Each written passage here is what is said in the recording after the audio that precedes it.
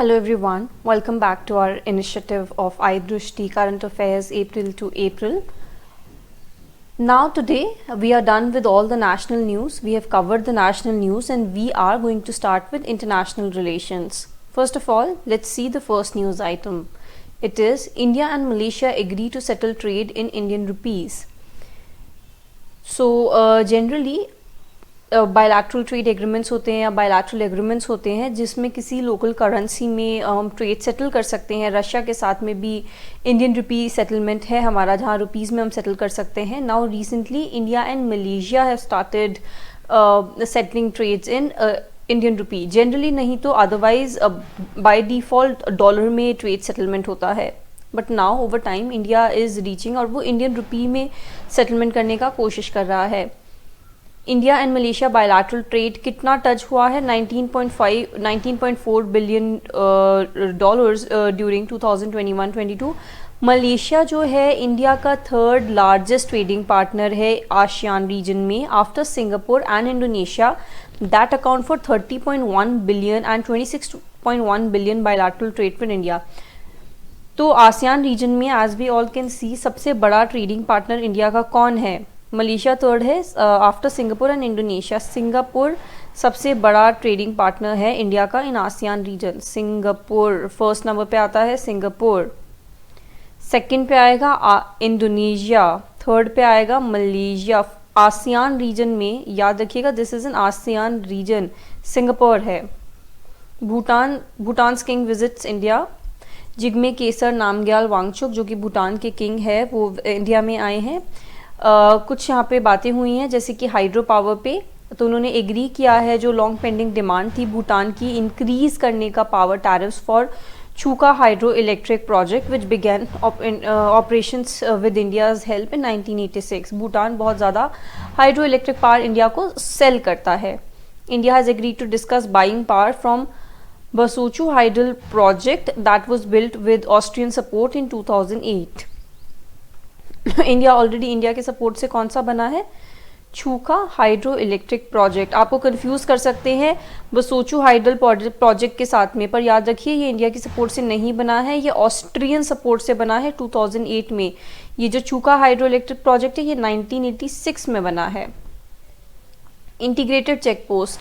India is also examining the possibility of setting up the first integrated check post along the India-Bhutan border at Jaigaon and expediting the proposed Kokrajhar Gelephu rail ring project. अब सबसे पहले तो check post कहाँ पे? India Bhutan border पे एक check post first integrated. पहली बात तो ये पहला इंटीग्रेटेड चेक पोस्ट है, अलग अलग चेक पोस्ट है पर दोनों की मिला के कोई चेक पोस्ट नहीं है. तो पहली ऐसी चेक पोस्ट बनाने की बात हो रही है जयगांव में और प्रोसेस एक्सपेडिट करने की बात की गई है कोकराझर गेलेपू रेल लिंक प्रोजेक्ट की. ऐसे हमारे और भी रेल लिंक प्रोजेक्ट्स हैं. कौन कौन सी कंट्रीज़ के साथ है चेक कीजिएगा. बांग्लादेश के साथ में हमारा ऐसा एक रेल लिंक प्रोजेक्ट है, आप उसके बारे में पढ़ सकते हैं जाके. Bangladesh. Cross-border connectivity between Unified Payments Interface UPI and PayNow. So we have seen the recent engagement of India regarding its payment facilities. आसपास के रीजन में इंडिया के UPIs या फिर भीम इन सबको बहुत ज़्यादा प्रमोट किया जा रहा है. भूटान में है, नेपाल में है. Now let's see this news item. Prime Minister of Singapore Lee Hsien Loong witnessed the launch of the cross-border connectivity between UPI of India and PayNow of Singapore via video conferencing. UPI और PayNow का linkage है. PayNow जो है ये Singapore का है, UPI as we all know India का है. इसका क्रॉस बॉर्डर कनेक्टिविटी हो गया है. क्रॉस बॉर्डर कनेक्टिविटी ये 2023 में लॉन्च हुआ है. फरवरी 21 2023 लॉन्च किसने किया है? आरबीआई ने किया है. RBI governor Shashikant Das and monetary authority of Singapore MAS के managing director Ravi Menon. Linkage का फ़ायदा क्या होगा? It will allow individuals in India and Singapore to remit money to their bank accounts in real time and at a competitive rate. Remittances receive करने में और send करने में हेल्प करेगा. ये रियल टाइम में आप कर सकते हैं. Singapore has become the first country with cross-border person-to-person payment facilities have been launched. पहली ऐसी कंट्री है सिंगापुर जिसके साथ में cross border person to person payment facilities launch हुई है। अभी सिंगापुर में किसी के पास उनका पेमेंट सिस्टम है, हम यहाँ पे यूपीआई से उन्हें मनी सेंड कर सकते हैं या वो हमें वहाँ से यहाँ पे मनी सेंड कर सकते हैं। अभी हमारे ई वॉलेट्स में जो भी पैसे हैं, बैंक अकाउंट में पैसे हैं, हम सीमलेसली ट्रांसफ़र कर सकते हैं यूपीआई आईडी से, मोबाइल नंबर से और वर्चुअल पेमेंट एड्रेस से। Fourth defence corporation dialogue between India and the Maldives, India और मालदीव्स के बीच में fourth defence corporation dialogue Male में मार्च 19, 2023 में हुआ है। डायलॉग को चेयर किया था डिफेंस सेक्रेटरी श्री गिरिधर अरमाने ने एंड उनके Maldivian counterpart chief of defence force Maldives national defence forces के मेजर जनरल अब्दुल्ला शामिल ने। India and Seychelles sign agreement on maritime corporation. देखिए, जाइए सेशल्स की लोकेशन देखिए, कौन सी कंट्रीज के पास में सेशल्स है। हमारी एग्जिस्टिंग कॉर्पोरेशन को फर्दर करने के लिए मैरिटाइम सेफ्टी एंड सिक्योरिटी में information fusion centre Indian Ocean region IFC IOR signed an MOU on 21st February 2023 with Regional Coordination Operation Center RCOC Seychelles. MOU signed by Captain Rohit Bajpai, Director IFC IOR and Captain Sam Gontier, Director RCOC. इसका aim क्या है इसका? It aims to promote collaboration between the two centres towards enhancing maritime domain awareness, information sharing and expertise development. So मोटा मोटा देखिए तो maritime domain awareness, information sharing and expertise development, ये तीनों चीज़ें करना इसका एम है। IFC IOR और RCOC के बीच में ये साइन हुआ है। The date the centre has hosted ILOs from 12 partner nations to date. आज तक सेंटर ने ILOs लॉन्च किए हैं from 12 partner nations. Australia, France, Italy, Japan, Maldives, Mauritius, Myanmar, Sri Lanka, Seychelles, Singapore, United Kingdom and United States of America. आपको ये 12 countries के नाम पता होने चाहिए। इनमें से आपको ऑप्शन देके पूछ सकते हैं India has ILOs with which among the following countries. तो ये सब कंट्रीज है, दोबारा मैं नाम बोल देती हूँ, याद हो जाएगा आपको एकदम। Australia, France, Italy, Japan, Maldives, Mauritius, Myanmar, Sri Lanka, Seychelles, Singapore, United kingdom, United States of America. इसमें ऐसे करके हम याद कर सकते हैं इसे। 2 बड़ी कंट्रीज़ हैं, सुपर पावर्स हैं, United kingdom, United States of America. उसके बाद में बड़ी कंट्रीज चलो और देख लेते हैं। जापान है, फ्रांस है, ऑस्ट्रेलिया है, इटली है। उसके बाद में आसपास के, इंडिया के आसपास की कंट्रीज़ देख लेते हैं कौन कौन सी हैं। उसके बाद में सब यही कंट्रीज़ बची हैं। उसके बाद में मालदीव्स, सिंगापुर, मॉरिशस, सेशल्स, ये सब आसपास की कंट्रीज़ हैं और ये 2 हमारे नेबर्स हैं। ऐसे करके आप लोग इसे याद कीजिए, 3 चंक्स में डिवाइड कीजिए, super powers, nearby countries and neighbours.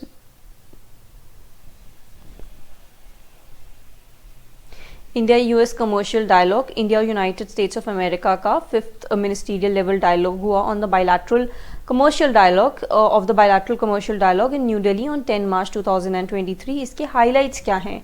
India के minister of commerce and industry Piyush Goyal और उनके US के काउंटर पार्ट जीना रेमांडो को चेयर किया। उन्होंने रीलॉन्च किया commercial dialogue in accordance with the US India joint leader statement of सितंबर 2021। इसमें रिन्यूड फोकस होगा किस चीज़ पे? On future and emerging areas of bilateral commercial partnership. The commercial dialogue is part of the ongoing efforts to strengthen the US India comprehensive global strategic partnership, develop inclusive and fair trade and investment policies। इसका ये aim होगा। India Australia comprehensive migration and mobility partnership agreement recently sign हुआ है। ये MMPA भी इसे बोला जा रहा है, ये ऑस्ट्रिया के साथ हुआ है, MMPA with Austria. External affair Jaishankar की जो विजिट हुई थी वियना में on the lines of similar mobility agreements with France, United kingdom, Germany and Finland, उन्हीं लाइन पे ये इसको भी हमने लॉन्च किया है। एग्रीमेंट के बारे में थोड़ा सा दे लेते हैं। इसका एम क्या है फैसिलिटेशन का? It aims at facilitation of mobility of students, academics, researchers, migration for professionals and economic reasons, and abiding by equal treatment of nationals of both parties in a similar situation। Facilitate करेगा mobility किसकी? Students की, academicians की, researchers की, professionals की और economic reasons के लिए और इक्वल ट्रीटमेंट के लिए दोनों नेशनल्स का होना चाहिए। Important highlights of the agreement क्या क्या हैं? एग्रीमेंट रेगुलेट करेगा multiple entry visas for professionals, multiple entry visas for professionals और student exchange programmes and will be reviewed regularly by a joint working group. The Migration and Mobility Agreement is the first such agreement reached by Austria with any country with whom they have a visa regime and only the second with a non-OECD country. ये ऐसा पहला है किसी भी country के साथ में और only the second one with a non-OECD country. पहला है किसी के साथ में जिनके साथ उसका वीज़ा रिजीम है, वीज़ा जिनके साथ रिजीम है, and first one with a non-OECD and the second one with a non-OECD country. Similar agreements have been recently concluded by India with Germany, France, Portugal, UK, Denmark amongst others. India assumes chairmanship of Wassenaar Agreement. Wassenaar Agreement बहुत important है। 1 जनवरी 2023 को एक साल के period के लिए, ये भी क्वेश्चन आ सकता है कितने साल के लिए इंडिया ने अज्यूम किया है चेयरमैनशिप? 1 ईयर पीरियड के लिए अज्यूम किया है। 1 जनवरी 2023 में India assume chairmanship for a period of 1 year Wassenaar agreement का।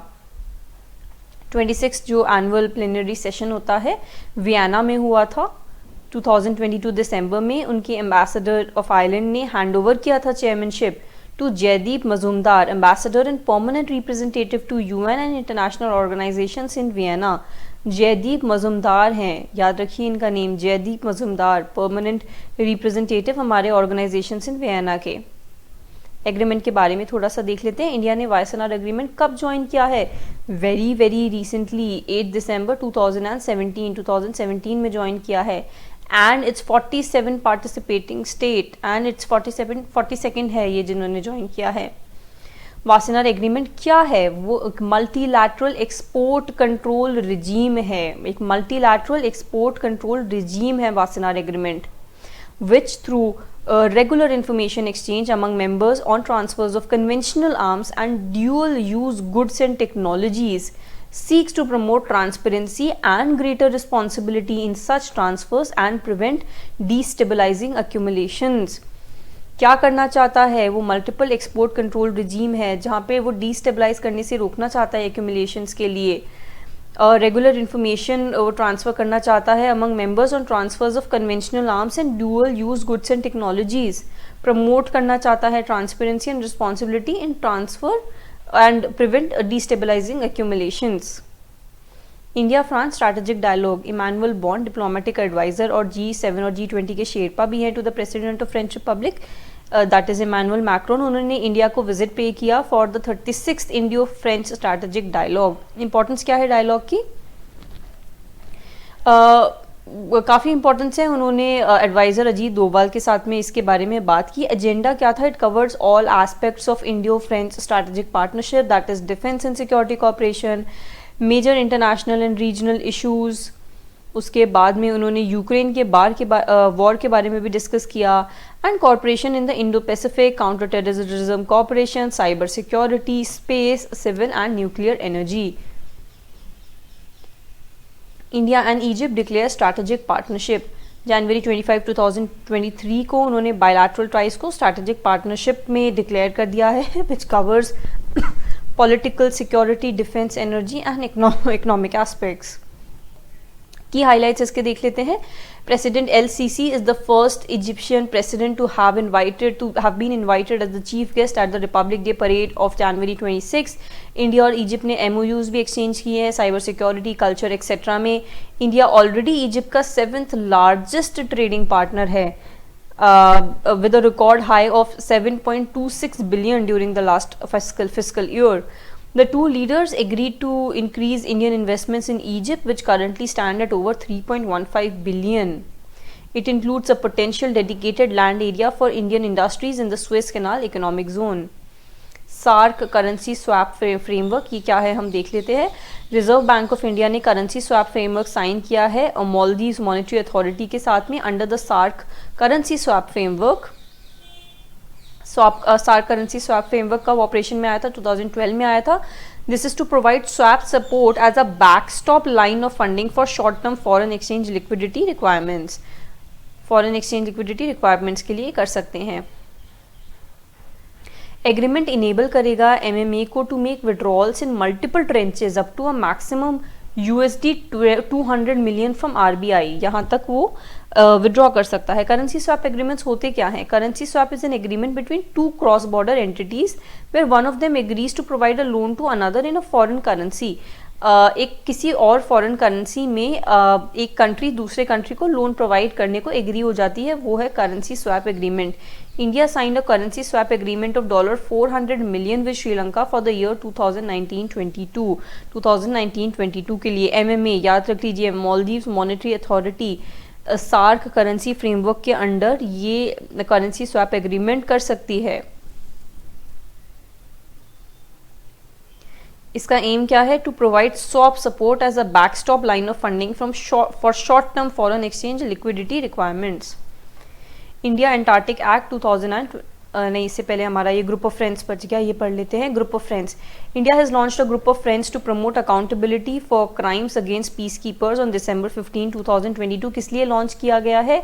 Accountability for crimes against peace keepers के लिए. हाईलाइट्स क्या है? India, Bangladesh, Egypt, France, Morocco and Nepal are co chairs of the group of friend. It was launched on during India's current presidency of the UN Security Council. Group of Friends represent करता है political will of member states to champion the implementation of the provisions of the UN Security Council Resolution 2589. अब ये आप लोगों का homework है, आप जाके चेक कीजिए कि UN Security Council Resolution 2589 क्या है. 2589. Indian Antarctic Act 2022. The Indian Antarctic Bill 2022 was passed by Parliament. Lok Sabha ने किया है जुलाई में एंड राज्यसभा ने किया है अगस्त में to become an act. The act give effect to the Antarctic Treaty, conservation of Antarctic marine living resources and the protocol on environmental protection to the Antarctic Treaty. Key provisions क्या हैं act के? applicability. The provision of the act will apply to any person, vessel or aircraft that is part of an Indian expedition to Antarctic. Prohibited activities इसमें क्या होंगी? It aims to ensure demilitarization of the region along with getting rid of mining or illegal activities. Constitution of committee क्या है? The act also proposed to set up Indian Antarctic Authority IAA. India Africa Security Fellowship Program. India Africa Defence Dialogue IAAD, which was held on the sidelines of Defence Expo 2022, जो गांधीनगर गुजरात में हुआ था. रक्षा मंत्री श्री राजनाथ सिंह ने launch किया था India Africa security fellowship programme. Highlights क्या हैं इसके? Manohar Parrikar institute of defence studies and analysis MPIDSA, the knowledge partner for IADD, will host the fellowship programme. Fellowship क्या करेगा? अपॉर्चुनिटी देगा अफ्रीकन स्कॉलर्स को परस्यू करना research on defence and security issues in India. India Africa defence dialogue held हुआ है अक्टूबर 18, 2022 में, held हुआ है गांधीनगर गुजरात में. IADDs का थीम क्या है? Adopting strategy for synergising and strengthening defence and security corporation. 14th India UAE joint commission recently हुआ है. कहाँ पे हुआ था? अबू धाबी में हुआ था. एसेस किया इसने the significant progress made in multiple domains of corporation. Held कहाँ पे हुआ है? September 1, 2022 में, held in Abu Dhabi, United Arab Emirates. The 14th India UAE JCM was co-chaired by External Affairs Minister Dr. S. Jaishankar and Foreign Affairs Minister UAE Sheikh Abdullah bin Zayed Al Nahyan. Highlights क्या हैं इसके? Both ministers reiterated commitment to achieving the goal of $100 billion of bilateral trade in the next 5 years. Next 5 years में दोनों चाहते हैं कि 100 billion of bilateral trade हो जाए. 2 memorandum of understanding भी साइन हुए हैं. MOU between Wildlife Institute of India and International Fund for Hobura Conservation for the conservation of the Great Indian Bustard and the Lesser Florican. MOU किसके बीच में sign हुआ है? Wildlife Institute of India and International Fund for Hobura Conservation. For conservation किसके लिए? Great Indian bustard के लिए और lesser florican के लिए. इंडिया बांग्लादेश बायलैटरल मीट हुआ है. इंडिया बांग्लादेश का सेकंड बिगेस्ट ट्रेड पार्टनर है and its largest export market in Asia. Second biggest trading partner India Bangladesh का सेकंड बिगेस्ट ट्रेडिंग पार्टनर है, याद रखिए। देखिए कि इसका फर्स्ट बिगेस्ट ट्रेडिंग पार्टनर कौन सा है, एंड लार्जेस्ट एक्सपोर्ट मार्केट भी है एशिया में। डिस्पाइट कोविड-19 डिस्ट्रप्शंस बायलैटरल ट्रेड ग्रू हुआ है 44%। Can you imagine, even though restrictions were there but still 44% trade grow हुआ है, from 10.78 billion in 2020-21 10.78 billion in 2020-21 to 18.13 billion in 2021-22. To strengthen the relation between both countries, Bangladesh Prime Minister Sheikh Hasina on September 5, 2022 arrived in India on a 4-day state visit. ठीक है, highlights क्या हैं? The two sides ने 7 agreements करे हैं एक्सपेडिट करने के लिए, इम्प्रूव करने के लिए बायलैटरल और सब रीजनल कनेक्टिविटी। उन्होंने ऑर्गेनाइज किया है BBIN motor vehicle agreement. Projects inaugurated या अनाउंस हुए, उनको एक बार देख लेते हैं। Unit 1 of Maitri power plant, ये coal fire thermal power plant है। कहाँ पे है? रामफल खुलना में है। ये देखिए रामफल खुलना कहाँ पे है, this is your homework, you have to check where is this Rampal Khulna. Inauguration of Rupsha bridge, ये रूपशा ब्रिज रेल ब्रिज है। ये खुलना मोंगला पोर्ट पे single track broad gauge rail project है। ये देखिए Khulna Darshana railway line link project, ये doubling of broad gauge project, upgradation of existing doubling of broad gauge infrastructure, linking the current cross border rail link at Gede Darshana to Khulna. Okay, US emerges as India's largest trade partner in financial year 2022. 2022 में US है India का largest trading partner. US ने सरपास कर दिया है China को अपना हमारा लार्जेस्ट ट्रेडिंग पार्टनर बनने के लिए। This shows that the economic ties are strengthening between the two countries. 2021-22 में UAE 72.9 billion was the third largest trading partner of India. China was the top trading partner 2013-14 से 2017-18 तक, and also in 2020-21. Before China, UAE was country's largest trading partner. This is the statistics. Let's see this. फिलहाल हमारे largest trading partners कौन से हैं? First पे है US, then China, then UAE, then Saudi Arabia, then Iraq. याद रखिए first, second, third, fourth, fifth number पे इराक है, फोर्थ पे सऊदी अरेबिया है, थर्ड पे UAE है, सेकंड पे चाइना है, एंड फर्स्ट पे US है। US के साथ हमारा टोटल ट्रेड है 119.4 बिलियंस में, चाइना के साथ है 115 बिलियन, UAE के साथ 72 बिलियन, सऊदी अरेबिया के साथ 42 बिलियन, इराक के साथ 34 बिलियन। US को, और सरप्राइजिंगली हमें लगता है हमेशा हमारे इंपोर्ट ही ज़्यादा होते हैं, बट US को हमारे एक्सपोर्ट ज़्यादा हैं। हम US को 76 बिलियन $US एक्सपोर्ट करते हैं, इंपोर्ट 43 करते हैं। चाइना को हम एक्सपोर्ट बहुत कम करते हैं 21 बिलियन डॉलर्स, एंड इंपोर्ट करते हैं 94 बिलियन डॉलर्स। UAE को हम एक्सपोर्ट करते हैं 28 बिलियन डॉलर्स एंड इंपोर्ट करते हैं 44 billion dollars worth of goods. In fact Saudi Arabia and Iraq से भी हम नेट इंपोर्ट ही ज़्यादा कर रहे हैं, नेट हम इंपोर्टर हैं इनके साथ भी। India and Canada to relaunch the CEPA. In 2010, Canada and India launched negotiations towards a comprehensive economic partnership agreement. The most recent round of negotiation was held in August 2017 in New Delhi. Recently, India और Canada ने announce किया है relaunch of CEPA. Free trade agreements क्या हैं? India has signed 13 free trade agreements with its trading partners, including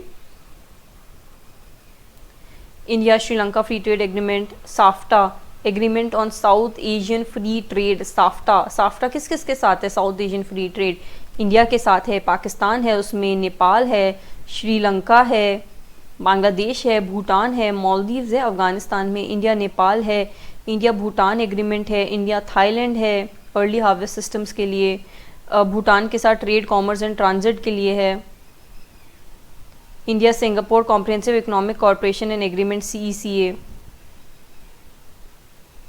India ASEAN CECA trade in goods services and investment agreements, Brunei, Cambodia, Indonesia, Laos, Malaysia, Myanmar, Philippines, Singapore, Thailand and Vietnam, India South Korea comprehensive economic partnership agreement CEPA, India Japan CEPA है, India Malaysia है, India Mauritius है, India UAE है, India Australia है।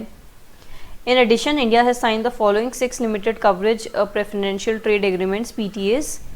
Preferential trade agreements हमारा किस किस के क्या क्या नेम है हमारे प्रेफरेंशियल ट्रेड एग्रीमेंट्स का? एशिया पैसिफिक ट्रेड एग्रीमेंट है, global system of trade preferences है, सार्क प्रेफरेंशियल ट्रेडिंग एग्रीमेंट है, इंडिया अफगानिस्तान है, इंडिया मर्कोस्पोर है, MERCOSUR मर्कोसोर। देखिए ये किसके साथ में है?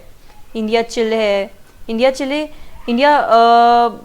इंडिया पैसिफिक ट्रेड एग्रीमेंट आप देखिए इसमें कौन कौन है। Global system of trade preferences देखिए इसमें कौन कौन है। सार्क प्रेफरेंशियल ट्रेड एग्रीमेंट्स में भी देखिए इसमें कौन कौन है। बाकी में और ये मर्कोसोर वाला भी देखिए इसमें कौन कौन है। बाकी में तो सीधे सीधे पता ही लग रहा है, इंडिया चिली और इंडिया अफगानिस्तान है। समिट्स कॉन्फ्रेंसेस ऑर्गेनाइजेशन सब ये देख लेते हैं हम। Third, ASEAN India ministerial meeting. Third, India ASEAN digital ministers meeting जो हुई है वर्चुअली हुई थी बोरके आइलैंड अकलान फिलीपींस में 9 to 10 फरवरी। Minister of state for communication Shri Devusinh Chauhan and mister Ivan John E Uy minister of department of Philippines, Philippine counterpart basically थी, उनके बीच में हुई थी। थीम क्या है इसकी? थीम इंपॉर्टेंट है, Synergy towards a sustainable digital future. Synergy towards a sustainable digital future. The ministers meeting approved the India-ASEAN Digital Work Plan 2023. The work plan includes the capacity building and knowledge sharing in emerging areas in the field of information and communication technologies such as artificial intelligence, cybersecurity, application of IoT and AI in next generation smart city and society 5.0 etc. Next क्या है? Biodiversity beyond national jurisdiction, biodiversity beyond national jurisdiction BBNJ। Global negotiation conclude हो गए on the landmark treaty of the high seas to protect the ocean, tackle environment degradation, fight climate change and prevent biodiversity loss. This new instrument is being developed within the framework of UN clause, the main international agreement governing human activities at sea. Key developments क्या है? The new treaty will allow to establish large-scale marine protected areas on the high seas, which are also necessary to meet the global commitment of the Kunming-Montreal Global Biodiversity Agreement, जो conclude हो गया था last दिसंबर को, to protect at least 30% of the ocean by 2030। दोबारा देख लेते हैं एक बार, ये पॉइंट इंपॉर्टेंट पॉइंट है। न्यू ट्रीटी अलाउ करेगी इस्टेब्लिश करने में large scale marine protected areas on the high seas, जो कि नेसेसरी हो गया है to meet the global commitment of Kunming Montreal global biodiversity agreement जो लास्ट दिसंबर में हुआ था, विच aims to protect at least 30% of the ocean by 2030। 30% by 2030, याद रखिए ये 30% by 2030। The high ambition global coalition on biodiversity beyond national jurisdiction BBNJ was launched on One Ocean Summit in Brest. ये भी याद रखिए इंपॉर्टेंटली, वन ओशन समिट कहाँ पे हुआ है? ब्रेस्ट में हुआ है on 11th of December 2022, on 11th December 2022। 18th UIC World Security Congress. Railway Protection Force of India and UIC jointly organized the 18th edition of the UIC world security Congress. कहाँ पे हुआ है UIC वर्ल्ड सिक्योरिटी कांग्रेस? ये जयपुर में हुआ है। कहाँ पे हुआ है? जयपुर में हुआ है, याद रखिए जयपुर में हुआ है। 18th edition of UIC world security congress है ये। थीम क्या थी इसकी? Railway security strategy, responses and vision of future. Responses and vision of future. UIC के बारे में थोड़ा देख लेते हैं। द UIC यूनियन इंटरनेशनल देस केमिन्स और international union of railways, established in 1922 in headquarters in Paris. It is the worldwide professional association representing the railway sector for research, development and promotion of rail transport. UIC worldwide professional association है, represent करता है railway sector for research, development and promotion of rail transport. 1922 में establish हुआ था, headquarter इसका Paris में है। About railway protection force देख लेते हैं। Constituted as a federal force, ये फेडरल फोर्स के जैसे एस्टैब्लिश हुई थी 1957 में, रिस्पॉन्सिबल होती है for security in railway property, passengers and passenger zones. RPF personnel serve the nation and go the extra mile in their line of duty, embodying its tagline. Tagline देख लीजिए, RPF की tagline क्या है? सेवा ही संकल्प, a promise to serve. सेवा ही संकल्प, a promise to serve. एक बार फिर से देख लेते हैं। 18th UIC world security Congress Jaipur में हुई है। थीम था railway security strategy, responses and vision for future. UIC Paris में स्टैब्लिश हुआ था, ये याद रखिएगा। और फिर रेलवे प्रोटेक्शन फोर्स के बारे में हमने देख ही लिया है। Conference of global intelligence chiefs, India held the second conference of the intelligence and security chiefs and top officials from around the world called the Raisena Security Dialogue on March 1, 2023, which saw participation from over 26 countries. Highlights क्या हैं इसके? The focus of the discussion was largely on global security, which encompassed counter-terrorism, radicalization, drug trafficking, illegal arms smuggling, among others. Prime Minister Narendra Modi and National Security Advisor Ajit Doval ने address किया था, which is modeled on the lines of Munich Security Conference, जो the 59th edition of which took place from February 17 to 19, 2023, and the Singapore Shangri-La Dialogue. The conference was held for the first time in April 2022. Also, the 18th edition of the Raisena Dialogue was held from March 2 to 4, 2023. First movers coalition FMC leadership meeting, recently India ने participate किया है first movers coalition में। Leadership meeting of the world economic forum, जो deliberate करता है on the world need for clean energy technologies to confront climate crisis globally. कहाँ पे हुई है? डावोस में हुआ है, स्विट्जरलैंड में। फर्स्ट मूवर्स कोएलिशन क्या होता है? The First Movers Coalition is a global initiative focused on decarbonizing 7 sectors of heavy industry and long-distance transport that produce hard-to-abate CO2 emissions. Secretary Department for Promotion of Industry and Internal Trade DPIIT Anurag Jain ने highlight किया India का role in democratising the digital ecosystem at the CIIEY session. At the Budding Unicorns panel, Secretary underscored India's push for the Startup 20 S20 agenda and as the G20 president. About World Economic Forum, 1971 में establish हुआ था, headquarters इसका Geneva Switzerland में है. World economic forum एक international organisation है for public private corporation. Forum engages the foremost political, business, cultural and other leaders of society to shape global, regional and industry agendas. It is independent, impartial and not tied to any special interest. याद रखिए, World Economic Forum is independent, impartial and not tied to any special interests. The Business 20 B20 inception meeting, very very important. Business 20 inception meeting कहाँ पे हुई थी? गांधीनगर, गुजरात में हुई थी. It is the part of G20. Ministers Piyush Goyal, Ashwini Vaishnaw और बाकी सारे मिनिस्टर्स, इंडिया का शेरपा जो कि अमिताभ कांत है, टाटा सन्स के chairman and a host of national international business leaders ने अटेंड की थी. गांधीनगर में हुई है जनवरी 22 to 24, 2023 में. B20 का थीम क्या है? Very important. The theme of the B20 India is raise, RAISE. This stands for responsible, accelerated, innovative, sustainable, equitable business. Responsible, accelerated, innovative, sustainable, equitable business raise. की हाईलाइट्स देख लेते हैं meeting के. B20 India will operate through task forces and action councils in streamlining the B20 strategic vision and translating it into policy deliverables on key topics of the global economic agenda. B20 के बारे में थोड़ा देख लेते हैं. The B20 is the official G20 dialogue forum with a global business community. Establish हुआ था 2010 में.